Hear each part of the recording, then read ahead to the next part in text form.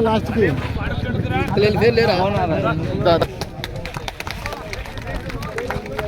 जोहार डॉक्टर बीआर अंबेडकर, जोहार डॉक्टर बीआर अंबेडकर।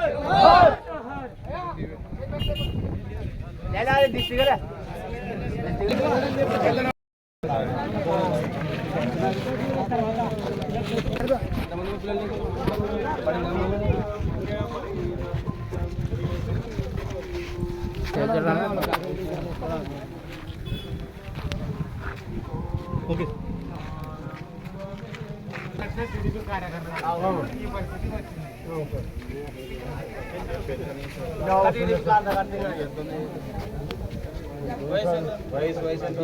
ఆధార్ కార్డులో 20 ఉంది అట్లా శేఖర్ శేఖర్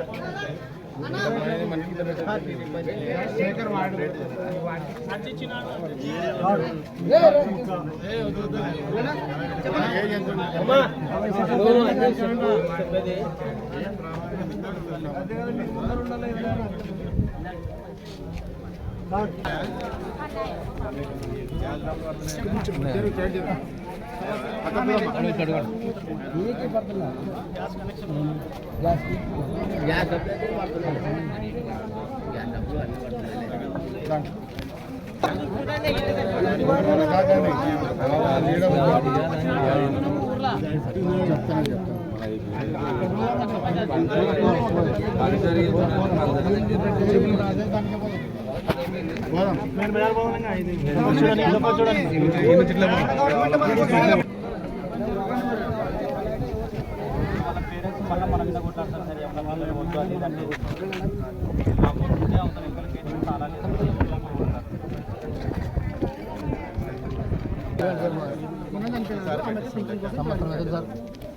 చెప్పేది డబ్బులు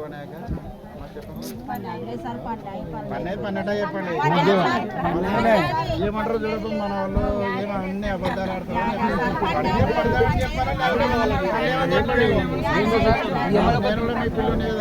మీ పిల్లని కదా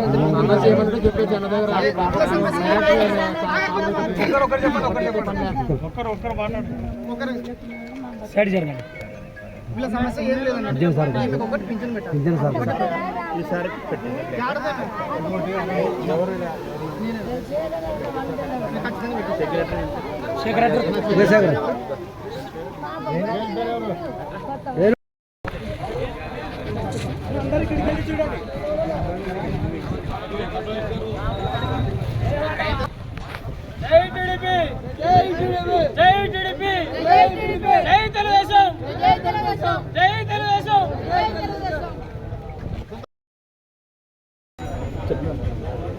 ఈరోజు కోడుమూరు నియోజకవర్గంలోని కోరుమండ మండలంలో గాలకుర్తి గ్రామాన్ని సందర్శించడం జరిగింది.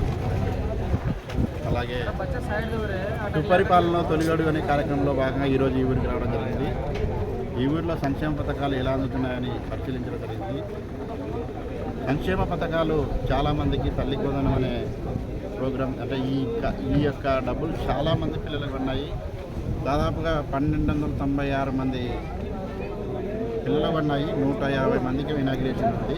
అంటే పడలేదు ఇనాగ్రేషన్ అంటే ఇంత రానా భారీ ఎత్తున తల్లి వందనం డబ్బులు పడడం చాలా సంతోషకరమని తల్లిదండ్రులు చాలా ఆనందంతో సంతోషంగా వెలుగుచుతున్నారు కాబట్టి చాలా సంతోషకరం. అలాగే తల్లికి వందనం, అలాగే పెన్షన్ కార్యక్రమము, ఇంకా గ్యాస్ కార్యక్రమం, ఇలాంటి మంచి మంచి సంక్షేమ పథకాలను అందిస్తున్నటువంటి చంద్రబాబు నాయుడు గారికి ప్రత్యేకించి ప్రతి ఒక్కరు ధన్యవాదాలు తెలియజేస్తున్నారు. అలాగే అభివృద్ధి అంటూ అమరావతిని, పోలవరాన్ని పరుగుపెట్టినటువంటి నారా చంద్రబాబు నాయుడు గారు ఈ యొక్క చంద్రబాబు నాయుడు యొక్క అభివృద్ధికి నిదర్శనం అని చెప్పేసి గతంలో ఉన్న గవర్నమెంట్ ఎక్కడ కూడా అభివృద్ధి చేయలేదు. సంక్షేమం కూడా కాటికాటికి చేసి తూతూ మంత్రంగా చేశారు. కాబట్టి ఈసారి విశ్వసించి చంద్రబాబు నాయుడు గారికి 164 సీట్లు కూటమి ప్రభుత్వంతో ద్వారా గెలుపొందించినందుకు చాలా సంతోషమని కూడా తెలియజేస్తున్నారు. కాబట్టి ప్రతి ఒక్కరికి ధన్యవాదాలు. ఇలాగే ఈ యొక్క కూటమి ప్రభుత్వం కలకాలం ఉంటేనే ఈ యొక్క అభివృద్ధి సంక్షేమం అనేది జరుగుతుందని ప్రతి ఒక్కరు విశ్వసిస్తున్నారు. ఇంకా త్వరలోనే బస్సు కార్యక్రమం అంటే మహిళకి బస్ ఫ్రీ కార్యక్రమం కూడా ఆగస్టు 15 నుంచి అమలవుతుంది. అలాగే అన్నదాత సుఖీభావ కూడా మొదలవుతుంది.